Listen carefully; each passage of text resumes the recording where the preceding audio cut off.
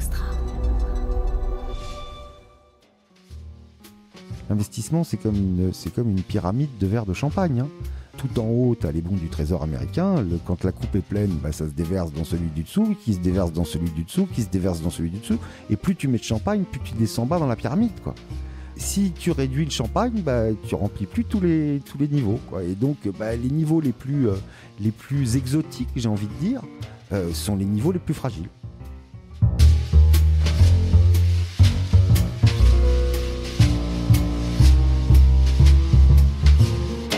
Salut, je suis Mathieu Stéphanie et je vous présente La Martingale, un podcast qui vise à explorer le monde de la finance personnelle pour comprendre comment gagner à tous les coups, qu'on ait 200 € par mois à investir ou 5 millions sur son compte en banque. On va pas se mentir, c'est un peu ambitieux, mais les faits sont là. Jusqu'à maintenant, j'ai pas pris le temps de m'intéresser à tous ces sujets et il est temps que ça change. Alors abonnez-vous, des éclairages gratuits, ça commence par là.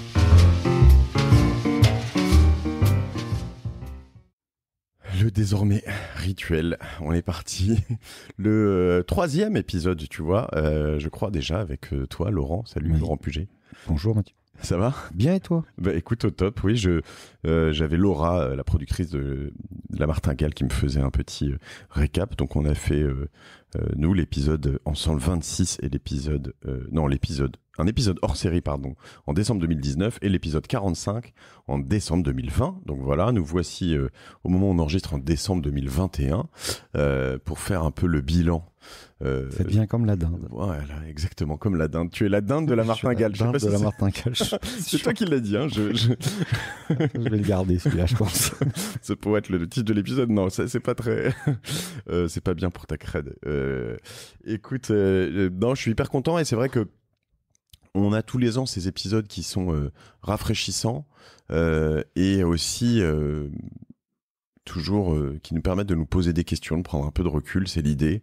Ce que je te propose, c'est vraiment de faire un petit rewind sur l'année écoulée et potentiellement aussi se poser des questions sur celle à venir. Moi, ce que je remarque, c'est que ça fait 3 ans que je me dis non, mais ça va pas continuer comme ça. Et pourtant, ça continue. Voilà, bon, il y a toujours des petites corrections quand même par moment, mais à chaque fois, tu te dis bon, c'est peut-être la bonne correction. Puis au bout d'un moment, tu finis par te dire non, mais c'est bon, il y aura plus jamais de correction. On va tous s'envoler dans le ciel. Et puis ça. Ah oui, puis je crois que c'est vraiment alors là, pour le coup, c'est le cas particulièrement cette année, parce que je crois que particulièrement cette année, les gens n'ont pas cru à ce qui se passait, à l'envolée des marchés. Pourtant, ça avait été prévu au début de l'année. Il y avait des prévisions qui étaient assez optimistes, peut-être même trop optimistes au début. Et puis en fait, ce qui a été très amusant, amusant entre guillemets, au cours de l'année, c'est de s'apercevoir que ce marché, en tout cas pour le marché financier, a monté dans un immense scepticisme, avec des gens qui finalement n'arrêtaient pas de se dire que c'était pas possible, que c'était trop cher, que ça avait trop monté. Et finalement, le marché envers et contre tout, ce qui est d'ailleurs assez souvent le cas, puisque tu sais, on dit beaucoup que les marchés montent des murs de soucis et d'ennuis et descendent des pentes d'espoir.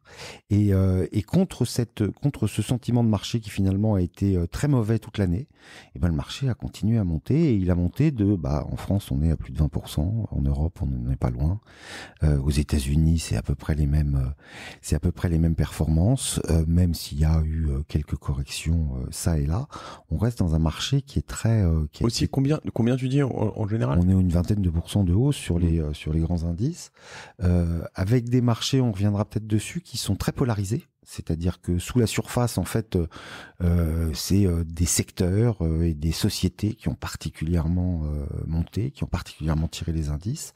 Il y a aussi beaucoup de choses qui sont restées un peu à l'écart. Il y a beaucoup de sociétés traditionnelles qui ont fait des très mauvaises performances, aussi un peu contre toute attente. Et donc, on finit l'année sur un marché très haut, très polarisé, très surprenant en termes d'investisseurs, et il faudrait pas que je le dise parce que ce serait mauvais pour moi et pour mes confrères, mais finalement un de ces marchés qui finalement a été terriblement difficile pour la gestion active, parce que les proportions de fonds de managers et de gérants qui ont été capables de battre ces indices est très faible cette année. Alors, elle a été bien meilleure que ça les années précédentes.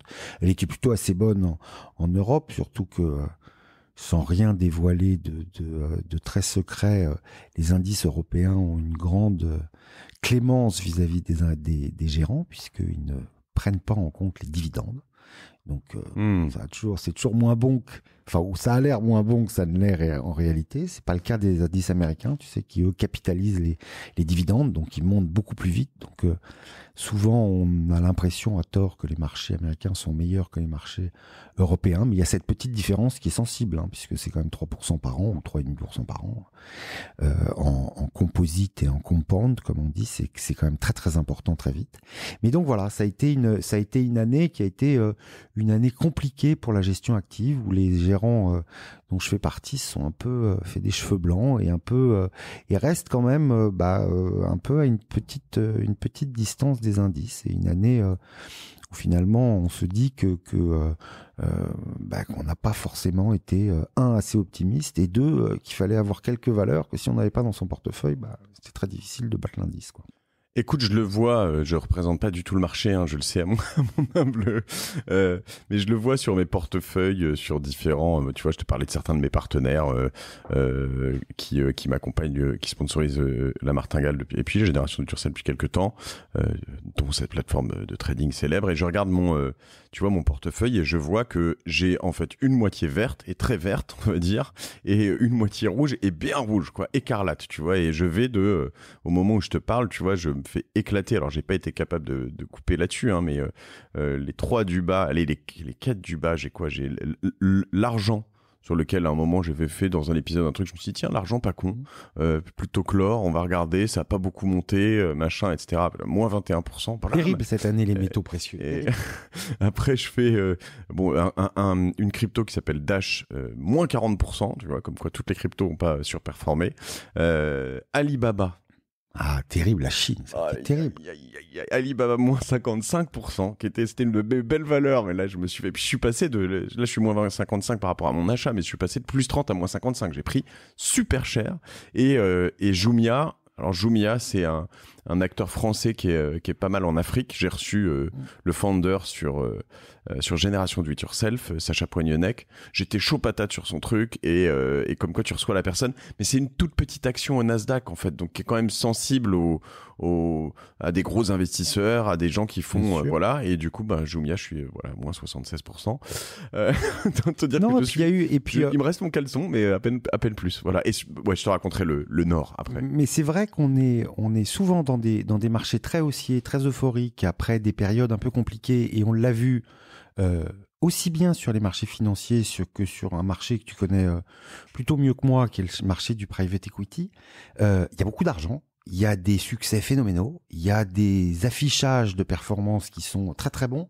Quand on gratte un peu sous la surface, en fait, on s'aperçoit que c'est très polarisé. Je pense au private equity par exemple. On sait par exemple que il y a quelques secteurs qui attirent tous les regards et tous les capitaux, et qui sont en gros les secteurs qui ont résisté au Covid. Donc t'as la fintech, les SaaS de logiciels et la santé. Ouais. Sorti de ça, t'as une boîte industrielle qui marche très bien, qui est rentable, qui est un bel outil industriel, etc. Aller lever de l'argent aujourd'hui, c'est pas si simple que ça. En tout cas, c'est pas beaucoup plus facile qu'il y a 2 ou 3 ans, ou 4 ans, ou 5 ans. Et en revanche, on voit une espèce d'appétence pour certains noms et certains thèmes qui, on a l'impression, alors là, pour lequel il y a plus de prix, plus de ratio, plus de rationalité, etc. Et par exemple, et on voit ça sur les marchés financiers.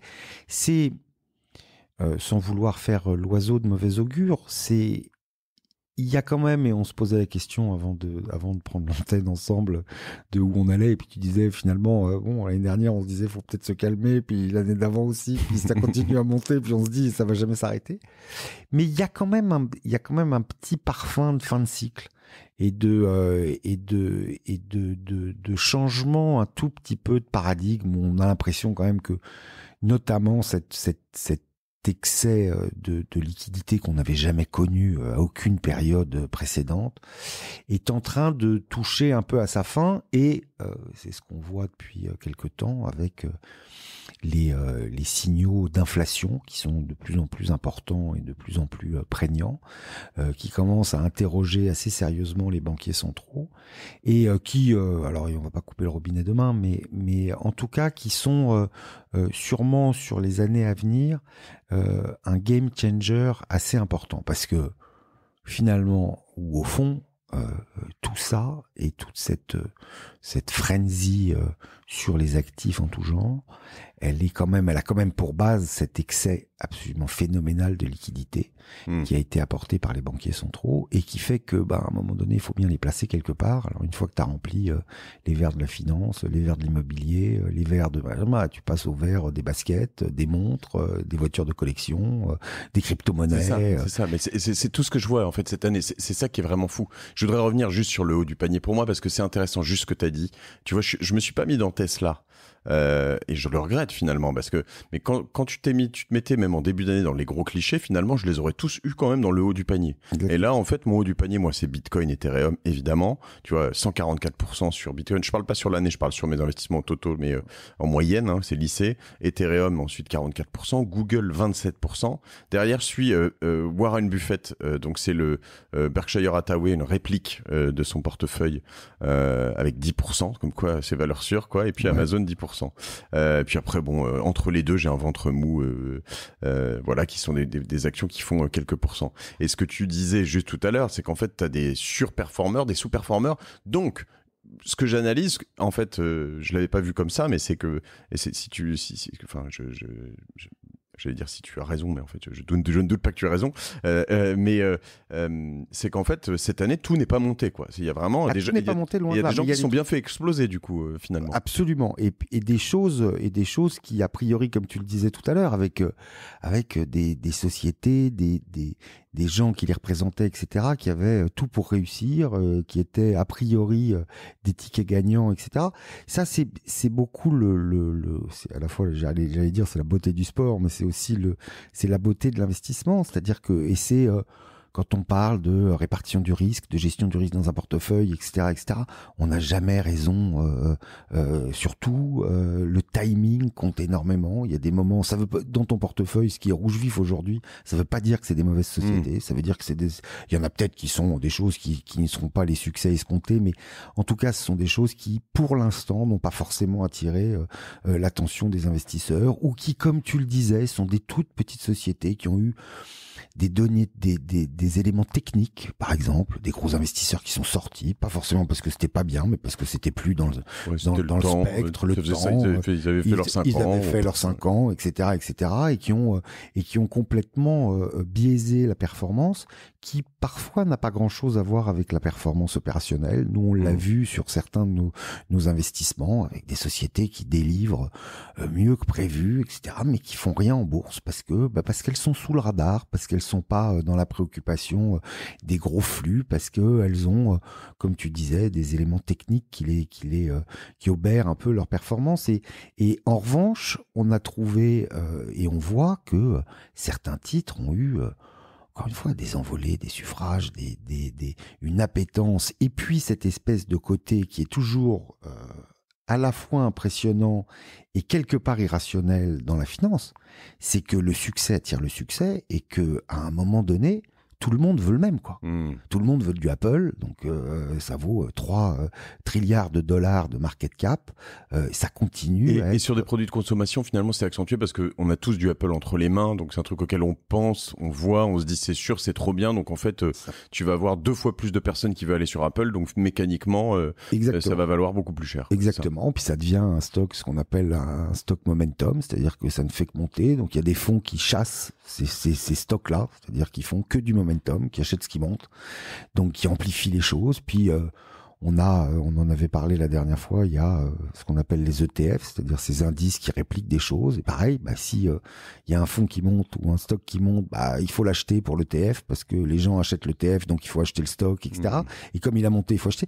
Et donc il y a cette espèce d'effet d'entraînement qui est tout à fait phénoménal et qui est aujourd'hui et sur ces dernières années la stratégie imbattable sur les marchés financiers. Après, trouver les stocks momentum, il suffit pas de le dire. c'est beaucoup de la gestion algorithmique, etc.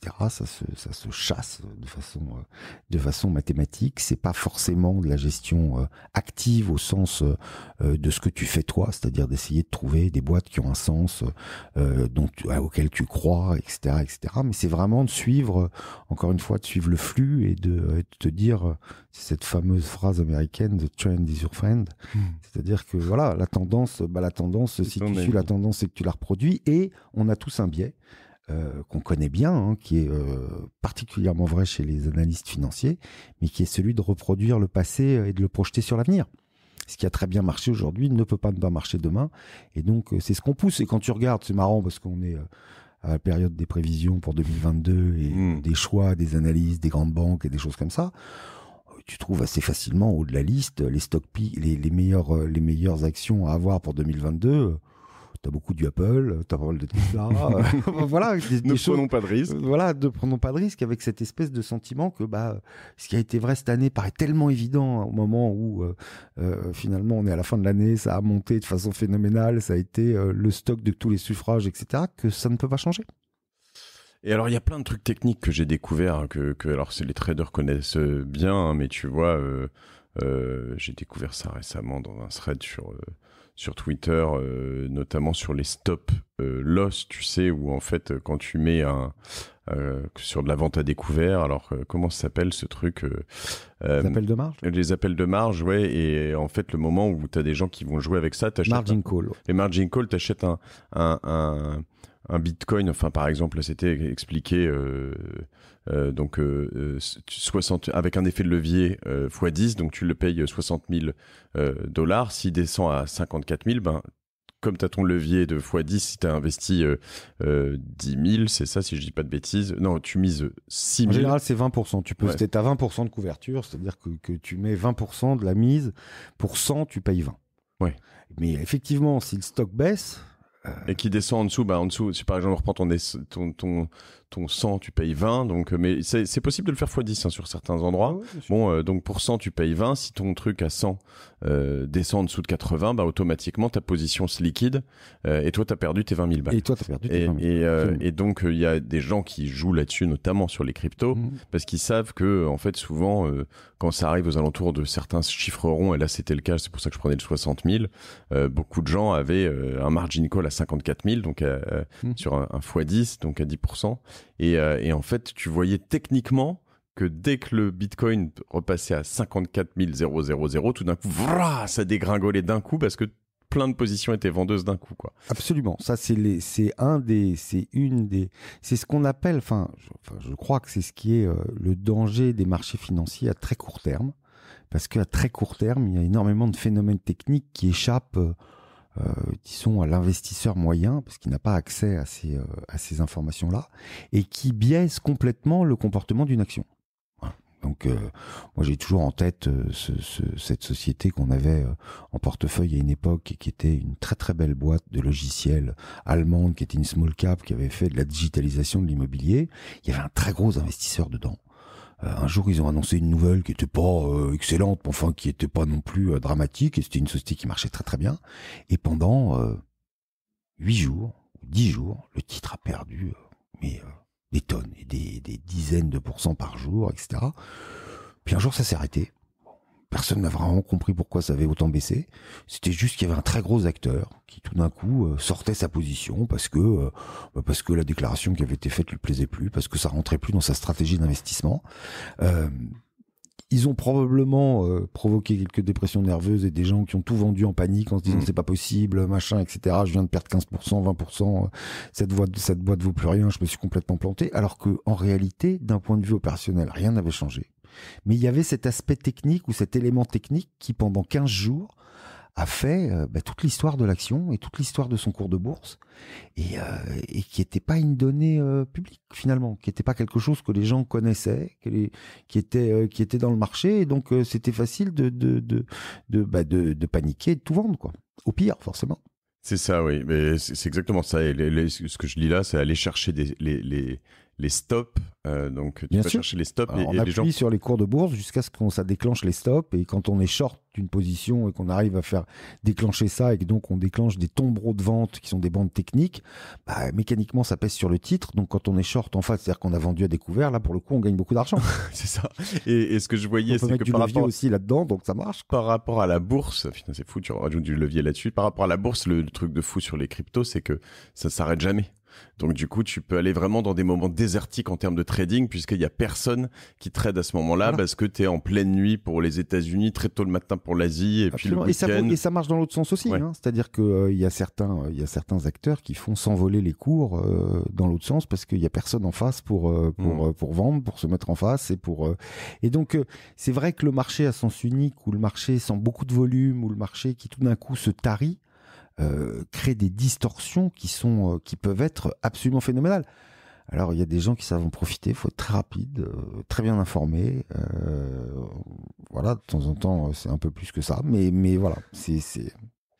Ce qu'on voit tout à l'heure, tu disais donc que tu voulais pas être l'oiseau noir, ou en tout cas, voilà, c'est vrai que... Alors, j'ai l'impression, ça doit être un grand classique, c'est que il y a une forme d'entonnoir, c'est-à-dire que plus tu avances sur un marché qui est boule, plus des oiseaux de mauvais augure vont en tout cas te dire ça va flancher, pour être ceux qui te diront dans un an j'avais raison, tu vois, je l'ai dit. Donc plus tu avances, plus il y en a. Et donc là, j'ai quand même une impression, tu vois, je lisais encore ce matin un article du Guardian qui dit Bitcoin could become worthless, Bank of England warns. Donc c'est vraiment la Banque d'Angleterre qui dit que people investing in the digital currency should be prepared to lose everything. Tu vois, donc on peut se préparer à tout perdre sur le Bitcoin. Ce qui aujourd'hui semble, enfin moi, je lis ça d'abord, avant de réfléchir et de lire, je me dis mais c'est aberrant. Alors après tu te dis, comment on peut encore penser ça? Après tu te dis bon, c'est quand même la Banque d'Angleterre, donc c'est pas que des pimpins. Oui, puis je crois qu'on en arrive toujours au même point sur les bitcoins. Soit il y a quelque chose qui a échappé à l'essentiel des individus dont je ferai malheureusement partie, soit il restera un sujet qui consiste à se poser la question de la valeur intrinsèque d'un bitcoin. Toujours pareil, ça ne produit rien. On a beau... Oui, mais c'est toujours pareil, c'est comme l'or. Oui, mais l'or, enfin, alors, déjà, l'or, on fait pas de bijoux avec des bitcoins, enfin, sauf, c'est pas un super conducteur, c'est pas un isolant fantastique, oui, c'est pas le bijou, c'est la rareté de l'or qui fait sa valeur. C'est sa rareté, et non, c'est un consensus. Alors, là où je te rejoins éventuellement, c'est que c'est un consensus mondial et millénaire. On a toujours considéré l'or comme une valeur supérieure au reste, qu'on remonte, je crois, à la civilisation Inca, ou que voilà, ça a toujours eu une valeur de cette rareté, la brillance, la difficulté d'extraction, la beauté, etc., etc. Ça a toujours été une valeur commune de l'humanité. On fait quand même des bijoux, et les gens veulent des bijoux, et je te dis encore une fois, ça fait partie des ordinateurs, des super isolants.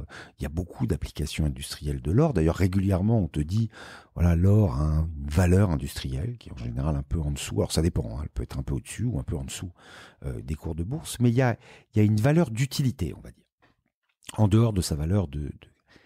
Et puis le Bitcoin n'a pas cette vertu-là. Alors, évidemment, tout le monde l'a vu, tout le monde le connaît, le type est quand même un type absolument extraordinaire, mais tu as vu que Elon Musk avait été nommé personnalité de l'année par le Time. Il a donné une interview assez longue au journal, où il parle notamment des crypto-monnaies et du Bitcoin. Et si tu veux...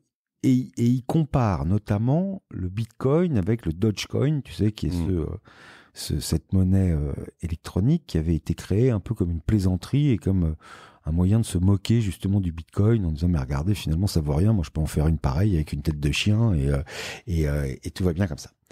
Et et ce qui est intéressant, parce que ça continue à m'interroger et ça continue, mais bon, je veux dire, c'est difficile aujourd'hui comme de pas aimer Apple, d'être contre un type comme Elon Musk ou de ne pas être d'accord avec quelqu'un comme Elon Musk, mais il dit en gros que le Bitcoin c'est un moyen de garder du cash et de mettre de côté et mettre à l'abri une partie de son argent.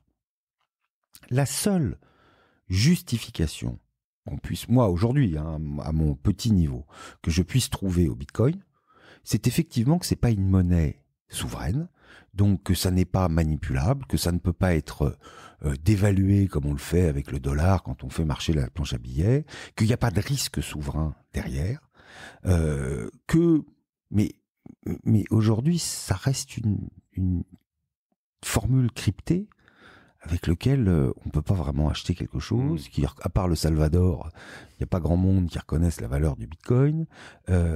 Donc, encore une fois, comme tu disais tout à l'heure, le jour où les liquidités s'en vont du marché, le jour où on est dans une forme de crise économique ou en tout cas de ralentissement du cycle, où l'argent coule moins facilement, où les taux d'intérêt sont remontés, c'est-à-dire que on peut prêter à un État moyennant une rémunération qui serait très raisonnable, etc., etc. Que vaudra le Bitcoin ? Dans cette perspective-là, je crois que c'est ça qu'on peut se poser comme question. Et c'est ce que dit d'ailleurs, tu l'évoquais tout à l'heure, mais c'est probablement les plus grands critiques du Bitcoin, c'est Warren Buffett et Charlie Munger, qui sont les deux patrons de Berkshire Hathaway, et qui avaient dit à son époque que l'or était la relique barbare, puisque ça coûtait de l'argent de l'extraire, ça coûtait de le stocker, et ça ne produisait rien. Et que donc c'était une aberration en termes de placement financier, puisque le seul intérêt de détenir une action, une société, des parts d'une société, etc., c'est le potentiel de création de valeur. Comme quoi ils y voient un sens, hein, même s'ils peuvent se mettre dans du Marlboro, enfin, ou du Coca-Cola, je sais pas. Exactement. Peu importe, mais ça crée de la valeur, et ils ne le font que parce que ça a un potentiel de création de valeur. Or, ce potentiel de création de valeur n'existe pas a priori dans le Bitcoin, sauf, mais je vais m'attirer énormément d'ennuis, mais il faut quand même sauf ce qu'on appelle la Greater Fool Theory, c'est-à-dire Laurent.Puget. c'est-à-dire le type qui se dit, moi ça vaut de l'argent parce qu'il y a quelqu'un qui est capable de me l'acheter plus cher, et que je trouverai toujours quelqu'un qui paiera plus cher que ce que je l'ai acheté. On voit ça, et tu le disais et tu le citais tout à l'heure, on voit ça en ce moment, et c'est ce qui fait que l'époque est étonnante et particulière, je pense. Les baskets, les NFT, les montres, les voitures. Ouais, j'allais justement y revenir. Ouais, c'est ça. C'est que tout à l'heure, tu étais en train de me dire ça, et c'est ce que je voulais revenir sur deux, trois petites choses, sur les manipulations et tout ça, parce que c'est des choses que j'ai découvert cette année. Mais ce que j'ai un peu découvert cette année, enfin pas un peu, j'avais fait des épisodes sur la plupart de ces choses-là, mais peut-être pas les NFT, qui est trop nouveau, mais les montres, les voitures, etc. J'ai dû faire des épisodes de suivi cette année, parce qu'en effet, des montres, enfin, tu vois, tu te rends compte en enregistrant cette année des épisodes que je vous recommande vraiment, hein, sur les montres, que des montres que t'achètes, alors que t'achetais il y a un an 25 ou 30 000 euros. Bon, alors ça c'est des grosses montres. C'est vrai aussi pour des montres à beaucoup moins cher, hein. On en parle aussi, mais qui se vendent aujourd'hui le double, largement. Et des montres que t'achètes neuves. C'est quand même ça, faut s'y faire, hein, tu vois, chez Patek, que tu vas payer 30 ou 31 000 euros neuves, mais bon, en fait, tu peux pas en acheter des neuves, donc tu peux tellement pas en acheter des neuves que le jour où elle sort et que tu la reçois, si tu la remets sur le marché, tu la revends le double, 70 000. Tu te dis, mais c'est fou. C'est pété, ce truc, il y a un truc qui marche pas, en fait. Et donc, il y a un truc qui va pas, quoi. Ouais. Et ça montre un peu que surtout ça, en vrai, du coup, ça montre qu'il y a trop d'argent. Du coup, c'est un peu ça. On est sûrement dans un phénomène où il y a une abondance de liquidité qui est excessive. Et mais ce qui est difficile, c'est de se dire comment on s'en protège, tu vois. Je veux dire, ça veut dire quoi ? Il faut que je solde des trucs un petit peu quand même pour me dire, attends, finalement, il faut que je mette un peu d'argent sur mon compte courant quand même, et me dire, je suis pas full investi, parce que sinon je vais me prendre une grosse tarte dans la gueule. Je pense que tu viens de le dire, c'est-à-dire que c'est ce qu'on disait tout à l'heure, the trend is your friend. C'est très difficile de se battre contre il se passe ce que les banquiers centraux, avec tous les effets pervers qu'on peut imaginer, mais il se passe ce que les banquiers centraux ont souhaité.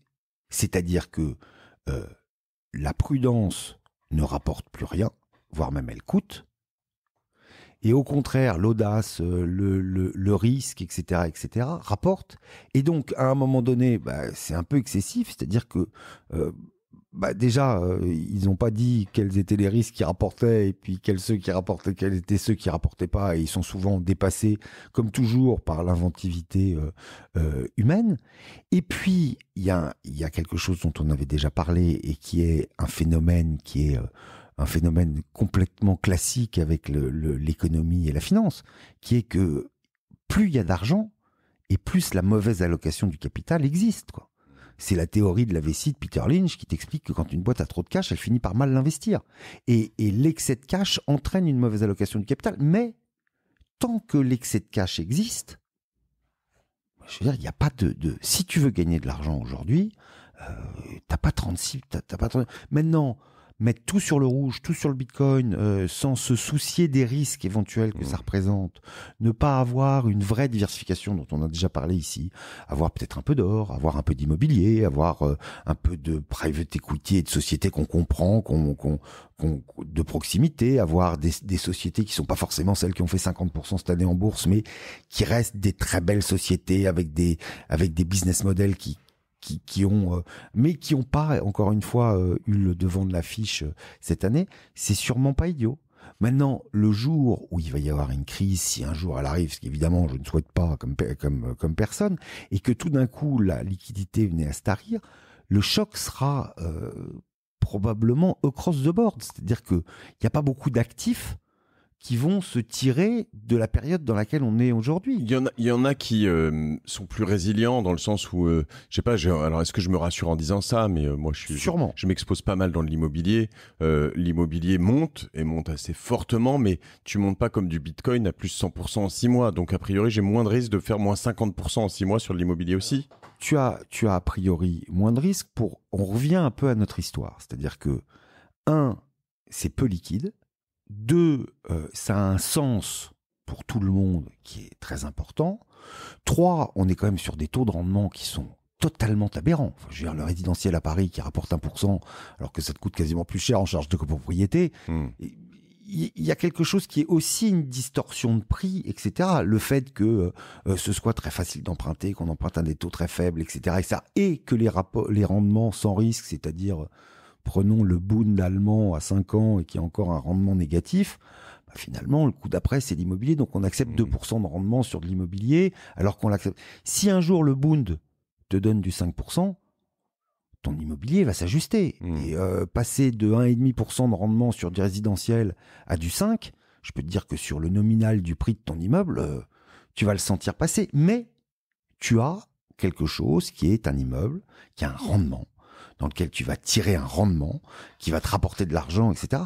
Ton Bitcoin, ce jour-là, si tu n'as plus personne qui veut te l'acheter à 40 000, à 50 000, à 10 000, il vaudra ce que les gens veulent bien le payer. Mais ce qui est difficile là-dessus, alors, parce que, en fait, à force de fréquenter beaucoup de personnes comme ça, sur la martingale, tu vois, j'ai quand même beaucoup grandi grâce à toi. Je rappelle que c'est aussi vous qui nous avez accompagnés pour lancer chez OTA ce podcast, donc merci encore. Et ce qui est très difficile, c'est que, tu vois, j'ai appris, alors j'utilise pas toujours les bons termes, il va falloir que je retrouve le bon terme parce que je me suis fait corriger par un auditeur récemment, le DCA, donc le dollar cost averaging, mais c'est pas le bon terme, je vais retrouver ça dans mes mails tout de suite. C'est-à-dire que je rentre petit à petit dans les marchés et il faut apprendre à continuer à rentrer, tu m'en avais aussi parlé, même quand ça baisse, voire quand ça a baissé très fortement. Et être, tu vois, toujours la tête froide, quoi. Alors, faut quand même croire encore au truc, mais tu vois, le Bitcoin, j'ai envie, moi, d'y croire sur le long terme, tu vois, à 5 ans ou 10 ans. Tu as Donc, raison, si jamais ça se pète la gueule, il faudra que je sois extrêmement fort et solide dans mes bases, parce que sinon, tu deviens fébrile et tu te dis, putain, ça y est, c'est fini, pour être capable de continuer à acheter mes 50 balles de Bitcoin et mes 50 balles d'Ether tous les mardis automatiquement sur telle plateforme, tu vois. Sinon, je vais stopper, je vais me dire, bon, j'ai tout perdu là-dessus, c'est mort. Et la tendance va quand même, on est d'accord, au fait que, et ce qui accentue tout ça en ce moment, c'est que tous les pimpins de particuliers comme moi sont boules et se disent j'ai tout compris, j'ai pris 140% sur ce machin, et en revanche ils deviennent bears, c'est les termes, donc quand tout se flingue, et du coup tout le monde sort des marchés, ce qui est arrivé, moi je l'ai déjà vécu en plus, parce que je l'ai vécu en 2007 où en fait avant je boursicotais, puis d'un coup t'arrêtes tout parce que t'as pris ton bouillon, et puis tu sors des marchés pendant 10 ou 15 ans quoi. Non, mais je crois qu'il y a ça, et puis il y a une question je l'ai dit suffisamment, on l'a dit suffisamment souvent ensemble. La vérité, c'est que l'investissement, c'est assez boring, quoi. Si tu fais tout bien avec ton contrôle de risque, ta répartition de capital. Tu t'ennuies dans la vie, Laurent, tu veux qu'on en parle? Allonge-toi, vas-y. Tu fais bon, machin, tu prends pas trop de risques là, tu prends un peu plus de risques là, etc., etc. Quand tu gères notamment l'argent d'un tiers, ce qui est notre métier, c'est difficile, tu dois faire de la performance, d'accord, mais le but du jeu, c'est quand même avant tout de pas tout perdre et de pas faire prendre des risques totalement idiots rétrospectivement, parce que c'est toujours rétrospectivement que c'est idiot, à tes clients. Et donc, il y a une espèce de part entre l'envie, l'excitation, l'intérêt, et puis une certaine raison et une certaine encore une fois, une certaine façon de voir les choses en te disant je peux pas mettre tout sur le verre parce qu'effectivement, si le verre tombe, c'est fantastique. Mais bon, il peut ne pas tomber à un moment donné. Même s'il est tombé beaucoup cette année, même si c'est beaucoup tombé sur le verre, même si c'est beaucoup. Et je crois que c'est ce que tu disais et ce que tu exprimais tout à l'heure. Si tu fais un peu de bitcoin, là où je suis le type le plus idiot de la Terre qu'il faudrait pas écouter, mais c'est que pourquoi est-ce que j'ai pas mis 1000 balles ou 500 balles ou 100 balles sur le bitcoin quand c'est sorti? Sans avoir de grandes théories à me dire est-ce que ça vaut quelque chose, est-ce que ça vaut machin. Je pouvais, et puis chacun d'entre nous est capable de perdre qui 1, qui 2, qui 3, qui 10, qui 100, qui 1000, voilà, et de se dire voilà, comme toi, finalement c'est quand même quelque chose d'assez extraordinaire, et ce blockchain, etc., est quelque chose de totalement révolutionnaire, et je peux en mettre un peu. De là à mettre tout ce qu'on a sur le bitcoin. Voilà. Alors aujourd'hui, les mecs qui font ça passent pour des génies. Et ceux qui l'ont fait passent pour des génies. On a tous en tête le type de Facebook là, dont le nom m'échappe, qui est d'origine indienne et dont on a dit à un moment qu'il avait 5% des bitcoins en circulation et qui était je crois, le patron de la croissance, je crois, chez Facebook ou quelque chose comme ça, et qui disait que quand il l'avait acheté à $100, les gens le prenaient pour un fou furieux. Et qui visiblement en a gardé quand même une très très grande quantité de ce qu'il a acheté à $100, le mec passe pour un génie absolu. Si demain le bitcoin explose, etc. Je serais Shamat absolument. Pitia. Oh, tu vois pourquoi j'ai pas me suis lancé dans le. On va le refaire. Un Shamat Pali à Pitia. Voilà, c'est ça. Voilà. Ok. Et donc. Dans les ex-Facebook ou ex-Investor, il y a aussi les deux jumeaux, là, les Winklevoss, qui sont mis très très tôt aussi. Qui étaient à l'origine et qui ont.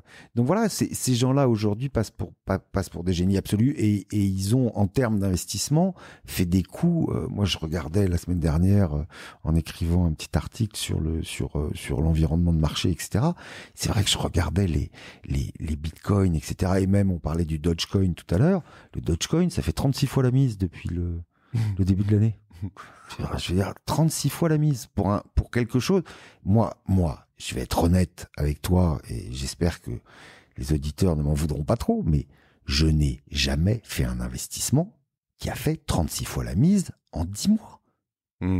Après être passé par 250 fois la mise, puisqu'il a touché, je crois que ça valait, je sais plus, ça valait 0,10, ça a été touché du quelque chose comme 0,80 ou quelque chose comme ça, et ça vaut maintenant du 0,10. Enfin bref, peu importe. Mais voilà, on a au mois de mai, donc en 5 mois, entre le 1er janvier et le 5 mai, il y a eu, ça a fait 20 000%. 20 000%. Moi, je ne peux que être modestement déprimé, quoi, de ne pas y avoir pensé. Oui, après, bon, tu sais, j'ai reçu sur Génération Nature Self Frédéric Montagnon, qui peut être encore plus déprimé. Lui, il a investi dans de l'Ether quand l'Ether valait 0,25 $. Il a vendu, il avait déjà fait Non. Aujourd'hui, ça en vaut 4000. Donc, il a l'équivalent de 100 millions de dollars d'Ether, mais il a perdu le code. Ouais, donc, bon, voilà. Lui, il l'a fait, tu vois, mais il n'y a pas accès. Alors, et c'est l'autre truc, si tu veux. Quand tu sais que... Ça, c'est l'autre truc qui est marrant et qui relativise un peu les choses. Plus de 80% des bitcoins détenus ont été achetés il y a moins de 6 mois. C'est incroyable. Donc, si tu veux... Mais incroyable, oui et non. T'achètes du bitcoin à 100. Quand ça vaut 1000, t'as fait 10 fois la mise. Tu vends pas? Ah non, mais c'est sûr, évidemment. À 10 000, ouais, t'as fait 1000 fois la mise. Tu vends pas? Tu vois, donc, il y a un moment, les gens qui ont été capables, le hodl, tu sais, on parle de buy and hold, c'est-à-dire on achète des belles actions puis on les garde le plus longtemps possible. Avec le Bitcoin, ça a été le buy and hodl, hold it for life. Je vais faire un épisode prochainement sur la stratégie de Berkshire Hathaway, justement, parce que c'est intéressant. Ils savent garder leur position, quoi. Alors, Berkshire Hathaway, il faudra dans ton émission, parce que c'est quand même, c'est le truc, c'est à la fois le graal absolu de tous les géants de portefeuille. Il y a un truc qu'il faut savoir dans Berkshire Hathaway et qu'on ne dit pas assez. Moi, gérant de fonds d'investissement, je gère ce qu'on appelle un passif. C'est-à-dire que je gère l'argent des autres. Et qu'il y a un moment donné, pour plein de raisons, et y compris celles que les gens considèrent que je ne suis pas assez bon, on peut venir me tapoter sur l'épaule en me disant « Dis donc, tu es gentil, maintenant tu me rends mon argent. » En général, c'est pas le meilleur moment en termes d'investissement. Oui, c'est pas quand tu gagnes plein d'argent qu'on te dit ça. Oui, c'est sûr. Berkshire Hathaway, lui, n'a pas de passif. Il ne fait que réemployer et réinvestir l'argent des primes, notamment de ses compagnies d'assurance, donc ça rentre tous les ans. Ça ne sort jamais. Donc, il a non seulement la possibilité de faire de l'average cost, comme tu disais, c'est-à-dire qu'il achète petit à petit et donc il moyenne en permanence, d'accord, mais il n'a jamais à vendre au mauvais moment. Et donc, quand ça baisse, il a toujours un peu plus d'argent. Donc, si sa conviction est faite que la société est bonne, il peut toujours moyenner à la baisse. Alors, ils sont sur un tapis volant, quoi. C'est cool. Ça n'enlève pas la qualité de Warren Buffett et le flair d'investisseur de Warren Buffett, mais c'est un avantage qui, dans nos métiers, n'a pas de prix, véritablement, quoi. Putain, je sens une pointe de jalousie. Ah, il y a 2-3 petites choses que je voudrais aborder avant qu'on se quitte et puis avoir certaines convictions que tu peux avoir.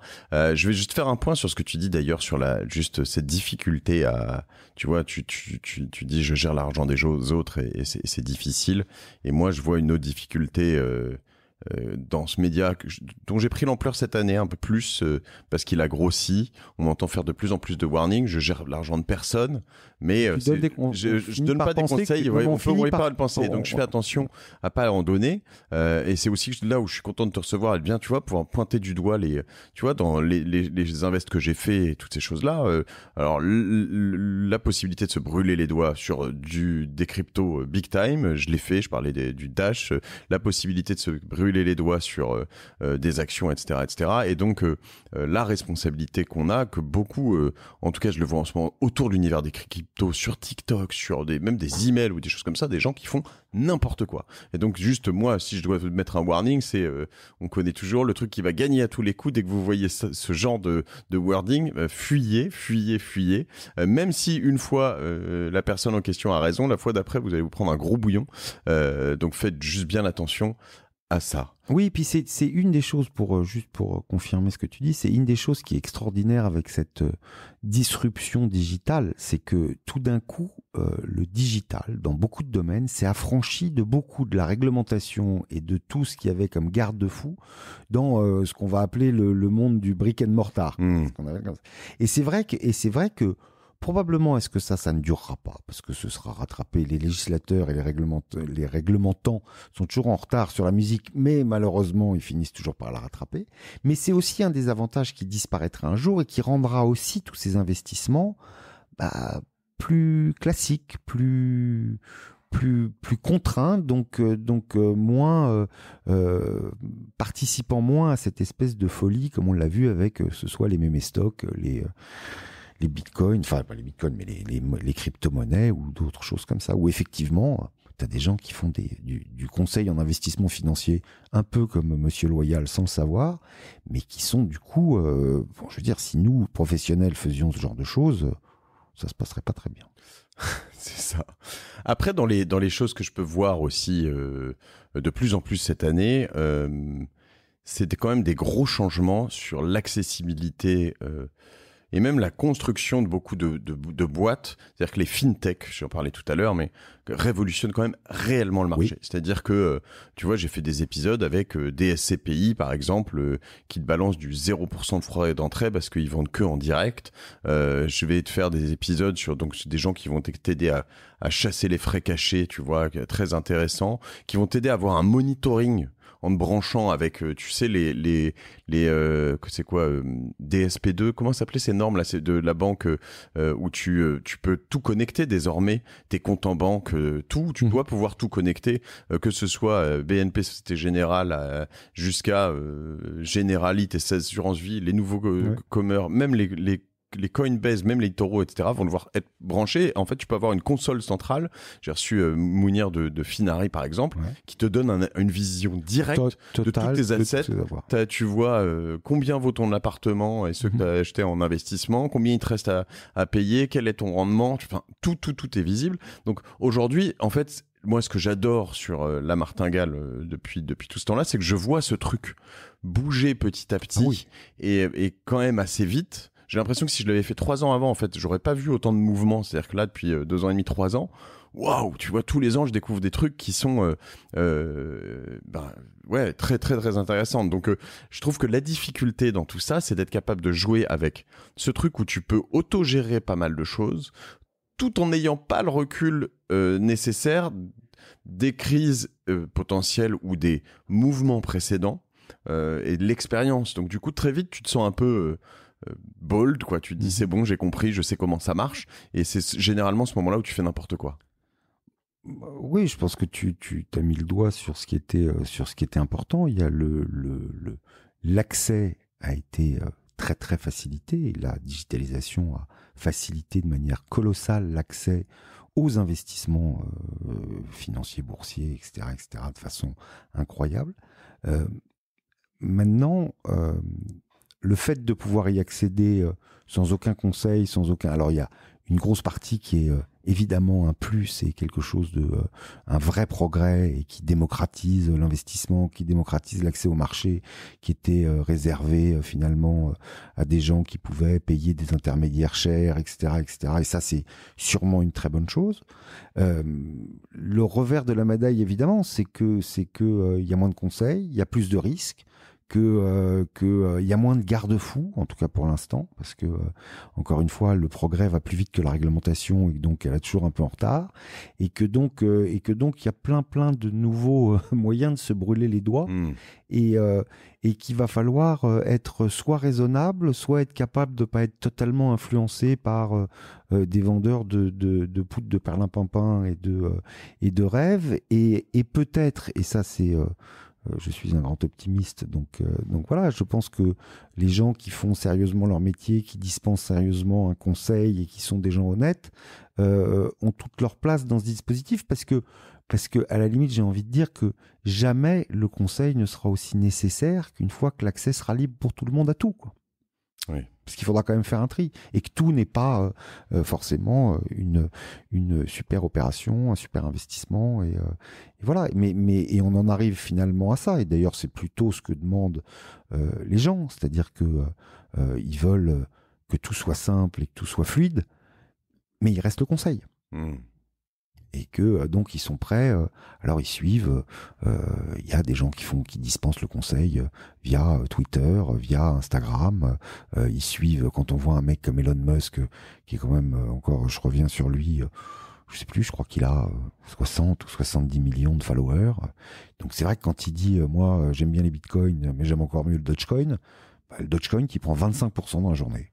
Ça, c'est vraiment un truc de fou. Et ça fonctionne à plein d'étages. C'est-à-dire que auparavant, en effet, quelqu'un... Alors, on peut être quasiment dans, enfin, c'est pas loin d'être du délit d'initié, c'est potentiellement de la, enfin, ça n'en est pas. Manipulation de gros, il y a des gens qui disent ça. Ouais. C'est parce que finalement, avant, chacun tradait de son côté et il allait pas acheter un encart publicitaire sur TF1 pour dire machin. Donc en fait, tu faisais ton truc, voilà. Aujourd'hui, tu fais tes trades, t'emmènes ta communauté, tu flingues des gens, et alors. Puis il y a des gens qui ont un grip sur les autres, une influence sur les autres, ces fameux influenceurs, qui est phénoménal, et personne ne peut remettre en cause le fait que Monsieur Musk soit un mec particulièrement brillant et particulièrement voilà. Donc, oui, et puis il auto-réalise plein de choses, c'est-à-dire que voilà, tu mises sur Tesla, en fait à la fin t'es actionnaire, tu veux une Tesla, en fait non seulement t'achètes des actions, mais en plus tu t'achètes du rêve, il s'achète du marketing, c'est fantastique, extraordinaire.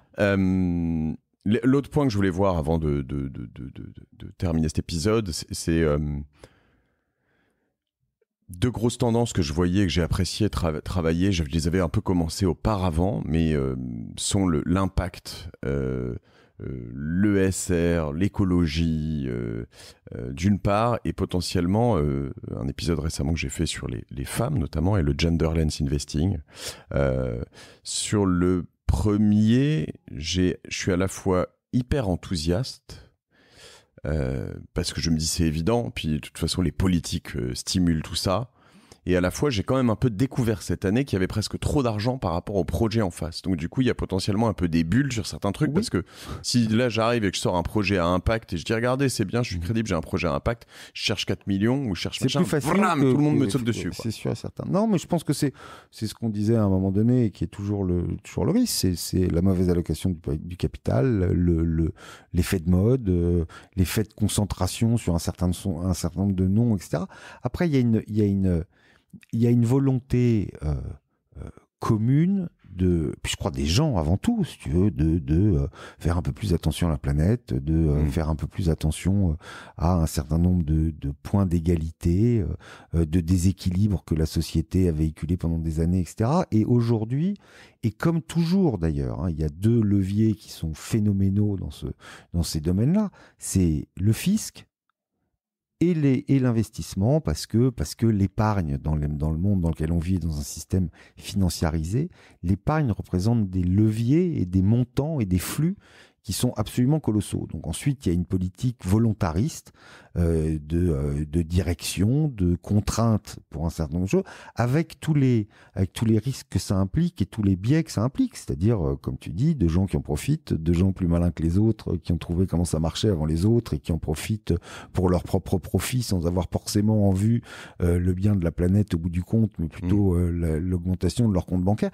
Mais c'est humain comme le reste, quoi. Donc tu te retrouves toujours confronté à ce genre de choses, ce qui ne veut pas dire que la politique de fond ou que la lame de fond n'a pas un sens. Maintenant que tu trouves à la marge de ça des excès, je pense que plus le mouvement est important et plus il est porté, plus il génère ce genre de choses, mais plus il est efficace aussi. Et finalement, est-ce que c'est le prix à payer pour modifier un certain nombre de comportements? Peut-être. C'est vrai. Sur le fisc, ce que tu dis, alors tu sais que j'ai fait cette année mon premier épisode sur une approche un petit peu de défiscalisation. Je voulais un peu creuser ça, même si, tu vois, je trouve que payer ses impôts, c'est très bien. Donc je voulais éviter d'être, tu vois, assimilé à ce... tu vois, entre Génération Do It Yourself, la martingale, capitaliste financier qui cherche à attirer. Moi, je vais te dire un truc. Et j'ai découvert qu'il y avait des choses intéressantes à faire, qui étaient bien. Voilà, il y en a qui tirent trop sur tous les bords, mais. Souvent le fisc et la défisque a souvent un but politique derrière. C'est-à-dire que quand tu regardes la défisque dans les dom-toms, c'est pas juste parce que on veut que des gens qui payent des impôts essayent d'y échapper. C'est parce que si tu fais pas de défiscalisation sur les projets dans des territoires où c'est plus compliqué d'investir, où c'est moins rentable a priori, etc., juste les gens y vont pas, quoi. Donc si tu veux développer certains trucs, que tu veux développer des zones franches, que tu veux développer des endroits qui sont plus compliqués en termes de développement et de choses comme ça, il faut que tu crées une incitation. Et le fisc a toujours été un levier extrêmement puissant de politique industrielle d'une façon générale, où tu diriges l'argent des gens. Et il y a, et c'est toujours, mais là je vais définitivement me faire détester, mais il y a en France, et tu as mis, alors là pour le coup tu as vraiment mis le doigt dessus, la défiscalisation, c'est mal et quasiment c'est malhonnête. C'est pas mal et c'est malhonnête. Le dispositif existe pour que les gens soient incités à aller investir. Alors pareil, il y a des abus. Comme à chaque fois, des gens qui profitent du système. Rappelle-toi, je fais pas de pub, mais il y a un documentaire très rigolo en ce moment sur Netflix à propos de l'arnaque sur la taxe carbone. Enfin, je veux dire, c'est le symbole absolu de ça. C'est une très bonne idée. Tout ça, c'est pour que les sociétés et que les industriels dépolluent ou polluent un peu moins la planète, qu'on fasse payer les pollueurs, etc., etc. Et ça a donné lieu à la plus grosse arnaque du siècle, avec des mecs qui se sont fait des centaines de millions d'euros sur une bonne idée qu'ils ont totalement pervertie. Mais ça partait d'une bonne idée à la base. Et voilà. Et malheureusement, l'homme est très inventif, ou heureusement d'ailleurs.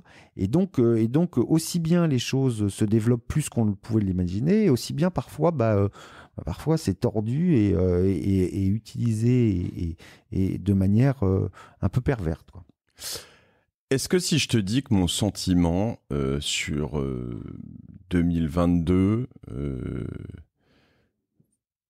moi j'ai envie un peu de marcher sur des œufs, déjà dans ce que je dis, mais aussi dans ce que je pense, serait quand même de me dire, il n'est pas exclu finalement, comme toutes ces dernières années, que ça continue à monter, mais ça peut plus monter toujours aussi fort. Je veux dire, tu peux pas avoir le prix des montres qui double encore, quoi. Il y a un moment sur les cryptos, j'en sais rien, mais tu vois, tu peux pas avoir. Donc du coup. Est-ce que tous ceux, en tout cas, qui tu vois, je pense à tous les épisodes que j'ai fait sur les mouvements FIRE, donc Financial Independence, Retire Early, donc tous ceux qui vivent sur des rentes, alors ceux qui sont rentrés il y a très longtemps, ils sont sur leur rente, ils sont très heureux et puis ça bouge pas. Mais si toi tu veux rentrer dans ce game-là maintenant, c'est dead, quoi. Tu vois, enfin, je veux dire. Plus tu rentres tard dans le cycle, plus tu prends de risques. Ça. Et voilà, et là on est assez tard dans un cycle. On est tard dans. Alors, ce que tous les professionnels de la finance ou de l'investissement ont à l'œil, c'est l'inflation, puisque en fait, si tu veux, pour être très très schématique, parce que sinon là on va être vraiment trop long. C'est jusque là ce qui effrayait les gens et les banquiers centraux, c'était le risque de déflation et le fait que précisément il n'y avait pas assez d'inflation, pas assez de croissance, etc. Et puis, à la suite du Covid, des problèmes de ravitaillement, des problèmes de chaîne logistique, etc., de tout ce qu'on a entendu, c'est-à-dire de cette espèce de monde qu'on a mis à l'arrêt et qu'on essaie de faire redémarrer et qui redémarre encore plus fort qu'avant, mais avec des capacités de production qui ont été plutôt ralenties par rapport à avant, l'inflation atteint des niveaux qu'elle n'a pas atteints depuis des dizaines d'années. Tout d'un coup, et notamment si cette inflation perdure, la justification de ces excès de liquidité, de la politique extrêmement accommodante des banquiers centraux, etc., perd sa raison d'être. Et tout d'un coup, le risque ne devient plus la déflation et ce que ça implique, c'est-à-dire une espèce de baisse en spirale des prix, donc des salaires, etc., mais au contraire une surchauffe des économies. Et quand on a peur qu'une économie surchauffe ou que des économies surchauffent, on a tendance à restreindre l'accès aux liquidités, à rendre l'accès au crédit moins facile, à contraindre un peu les agents économiques. Ça, c'est sûrement quelque chose qui a vocation à calmer un peu le jeu. Et c'est ce qu'on disait tout à l'heure, tu sais, l'investissement, et l'image est peut-être un peu osée, mais l'investissement, c'est comme une pyramide de verres de champagne, hein. Tout en haut, tu as les bons du trésor américain. Quand la coupe est pleine, ça se déverse dans celui du dessous, qui se déverse dans celui du dessous, qui se déverse dans celui du dessous. Et plus tu mets de champagne, plus tu descends bas dans la pyramide, quoi. Si tu réduis le champagne, tu remplis plus tous les niveaux, quoi. Et donc, les niveaux les plus exotiques, j'ai envie de dire, sont les niveaux les plus fragiles. Donc sûrement, mais mais bien malin celui qui pourra dire exactement quand ça se produira. Il y a sûrement 1 ou 2 personnes qui auront raison sur le timing. Et on en revient à ce qu'on disait tout à l'heure. Je pense qu'il faut être un peu raisonnable, il faut savoir diversifier son risque, il faut continuer à faire ce en quoi on croit, même si ça n'a pas un effet immédiat. Et il faut essayer d'éviter de se faire emporter par des modes et des biais qui finissent par prendre le risque de tout emporter, quoi. Je te dis ce que tu disais tout à l'heure, t'as pas mis tout sur le Dashcoin et t'as bien fait. Et pourtant, si tu t'étais écouté et que tu t'étais dit je suis un fou et je m'en fous et je veux pas être raisonnable, etc., c'est peut-être ce que t'aurais fait il y a un an. Bien sûr, parce qu'en fait, tu te dis tout le monde est sur le Bitcoin, de toute façon ça va pas monter autant, et puis voilà. C'est sûr. Tu vois, et la prochaine bonne idée, c'est le Dashcoin. Donc voilà. Après, je te dis, une fois, si tu réduis très sensiblement la liquidité dans le monde, tu vas réduire très sensiblement le prix des choses pas essentielles. Donc, tu parlais des montres, j'adore les montres, mais c'est pas essentiel. Ouais. Donc, il y a le pas essentiel, il y a ceux qui ont été, si tu regardes, qui ont eu les plus grosses fluctuations vers le haut, a priori, pourraient être ceux qui auront les plus grosses fluctuations vers le bas. Il y a sûrement des choses pour lesquelles c'est justifié, puis des choses pour lesquelles ça l'est moins. Donc, le phénomène de mode peut s'arrêter, et on a bien vu. Alors, jouer ceux qui n'ont pas monté cette année. Non, je suis pas en train de dire. Je dis juste que si t'es boule et que tu vas que sur tous ceux qui ont monté très fort, je veux dire, je reprends l'exemple que je prenais sur l'immobilier, mais si t'es très exposé en crypto, en montre et en voiture et en basket, si jamais ça se retourne, tu risques de prendre un bouillon plus que si t'es full immobilier, par exemple. Oui, tu vas. Alors après, il y a des choses aussi qui sont. La bourse va prendre un taquet pratiquement dans les premiers parce que la bourse c'est liquide. Donc c'est très facile quand tu as une action de la changer parce que justement tu perds de l'argent sur tes cryptos et que tu viens de te prendre un énorme pain sur la montre que tu viens d'acheter 4 fois le prix du neuf mais que plus personne ne veut au neuf, au prix du neuf. Et donc tu vas avoir un premier temps où tu vas te dire bah, j'attends et je vais aller chercher de l'argent là où il est disponible très rapidement. Et donc la bourse a souvent cet effet un peu de cash machine, en tout cas de cash dispenser par rapport aux autres actifs. Après, encore une fois, tu as acheté ton immobilier pourquoi ? Tu l'as acheté pour le rendement que ça génère, parce que tu es convaincu que tu vas le revendre 50% plus cher que ce que tu l'as acheté, etc. C'est ça la difficulté. Alors, c'est ce que tu disais tout à l'heure. Les mecs qui sont rentrés très tôt dans le cycle, c'est-à-dire qu'ils ont vu leur investissement doubler, tripler, ça peut perdre 20%. C'est pas très grave. Si tu es rentré avant-hier, évidemment, la baigne et la douleur va être beaucoup plus rapide sur ton investissement. Très clair. Maintenant qu'on est à un moment donné un réajustement de la valeur des choses en fonction de la masse de liquidité disponible ou de la disponibilité des crédits et des choses comme ça, c'est un peu écrit, j'ai envie de dire, sur la queue du lapin. Donc, maintenant, quand... C'est écrit sur la queue du lapin, j'aime beaucoup l'expression. L'expression de ma grand-mère, ouais. Que je salue au passage. Donc c'est un peu Jérôme Powell et Christine Lagarde qu'il faut bien suivre cette année, c'est ça. Voir si dès que les taux vont bouger un tout petit peu, ça va... C'est eux qui ont les leviers. Okay. C'est eux qui ont les leviers. Après, je ne sais pas ce qu'ils en feront, mais c'est vrai que c'est eux qui ont les leviers et c'est eux qui sont très, très... D'ailleurs, il suffit de voir ce qui s'est passé cette dernière semaine sur les marchés financiers, d'ailleurs depuis un petit peu plus qu'une semaine sur les marchés financiers, et qui était tout suspendu aux lèvres de Jérôme Powell qui a parlé hier. Alors bon, comme la bourse est toujours un peu excessive, elle avait plutôt anticipé des choses plus dures que ce qu'il a dit, donc ça a un peu rebondi, mais on sent bien qu'il y a une voilà, qu'il y a beaucoup de gens qui se disent voilà, c'est pas encore complètement la fin de la fête, mais on en approche, quoi. Le punch bowl est encore, comme ils disent, il est 4h30 du matin. Voilà, mais il est peut-être un peu 4h30 du matin, donc il serait peut-être temps de commencer à arranger un petit peu, voilà, pour pas être le dernier à se ruer vers la sortie. Très bien. Écoute, on te suit toujours sur LinkedIn, oui, potentiellement. Il y a la newsletter OTA, elle est accessible à tous, on peut s'abonner. Ah oui, ouais. Elle est tout à fait. Je mettrai le lien, j'ai regardé. Elle est en général publiée par par des gens d'OTA sur LinkedIn. D'accord. Elle est, je suis très flatté quand on me demande de s'y abonner. Donc, comme ça flatte mon ego, évidemment, je suis toujours d'accord.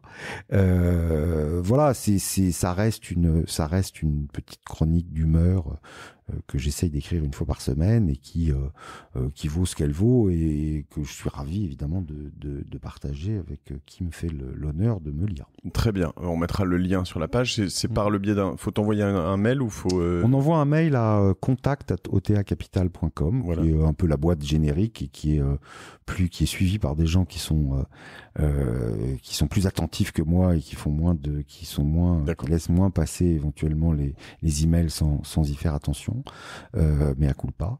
Et donc voilà, et on est toujours ravis effectivement de pouvoir compter des nouveaux lecteurs et des gens qui s'intéressent à ce qu'on fait et à notre petite société. Très clair. J'ai oublié de parler d'un phénomène, quelque chose qui t'intéresse, sur lequel je sais pas, une nouveauté, une petite martingale, un petit truc qui t'intéresse toi. Non, je crois qu'on a brossé pas mal de choses qui étaient intéressantes. Je crois qu'il y a mais ça sera pas du tout une martingale mais ça joint un peu ce que tu dis depuis ce qu'on dit depuis le début de l'émission. Je crois que les gens qui veulent continuer à investir notamment en bourse doivent, dans les temps actuels et avec le climat actuel qui va plutôt a priori au resserrement monétaire, faire un peu plus attention au sens économique d'un certain nombre de projets, notamment leur capacité à gagner de l'argent, à créer de la valeur, etc., etc. Et c'est peut-être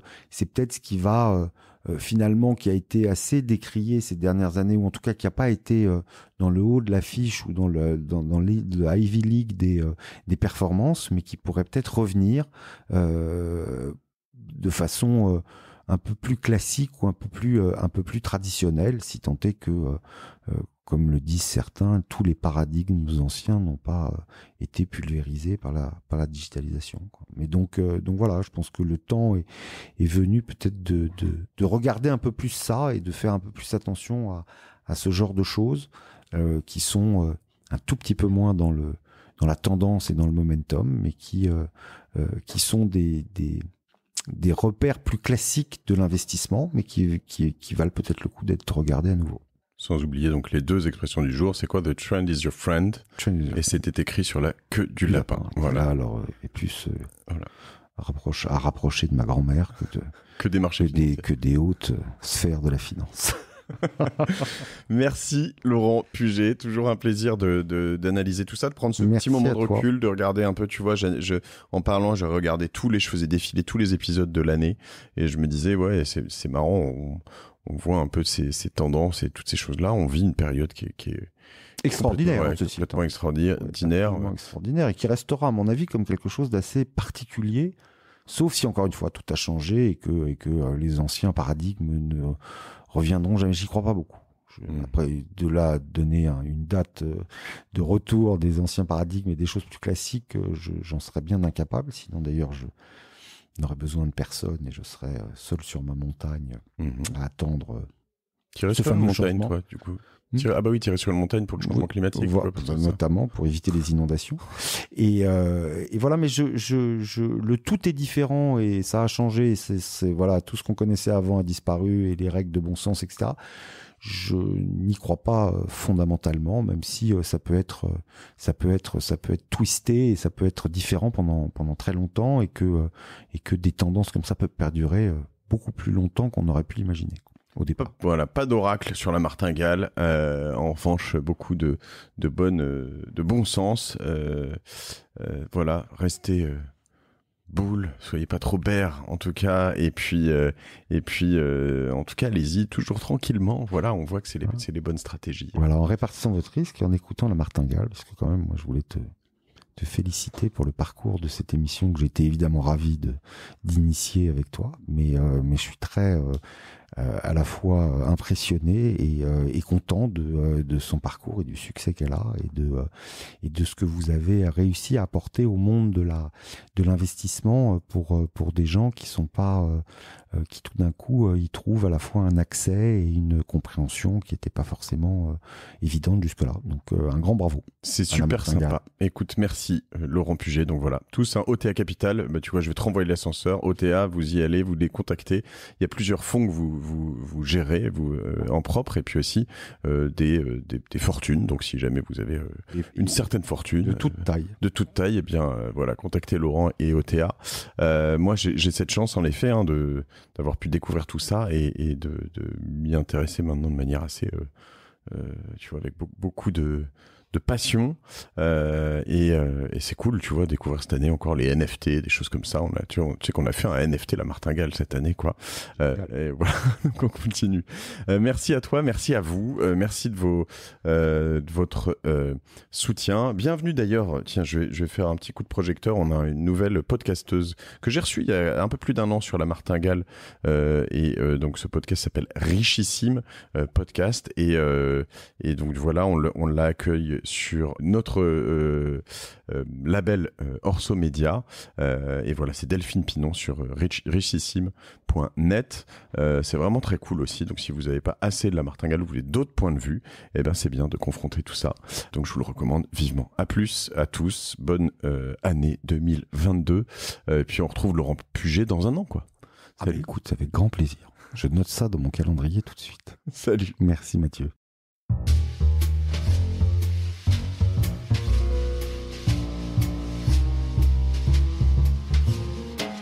Merci d'avoir écouté La Martingale jusqu'au bout.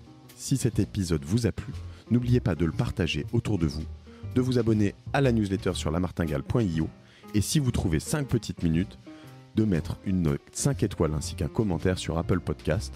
Ça nous aide beaucoup pour remonter dans les classements. La Martingale est produit par Cosa Vostra, une agence de conseil tech et créative qui accompagne ses clients dans leur stratégie digitale pour qu'ils gagnent en visibilité, en singularité et en efficacité. Je remercie toutes les équipes pour la production. Je vous retrouve dans 15 jours. Je suis Mathieu Stéphanie et je vous dis merci.